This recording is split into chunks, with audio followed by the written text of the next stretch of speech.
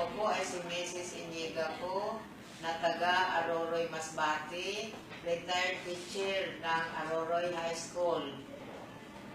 Ako po ay maraming karamdaman.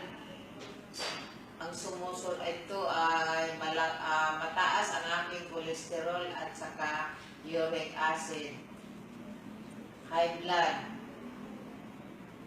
Nang ma-introduce sa akin ni Judith ang Promag 300, sinubukan ko ito mag-ibabad ang aking paa at nag-facial ako tuwing gabi.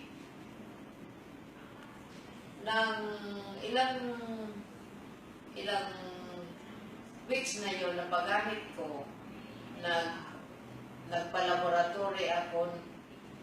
Ang lumabas ay nawala na yung cholesterol ko at saka yung uric acid or high blood. Ang aking blood pressure ngayon ay 120/80, pero noon 160/90.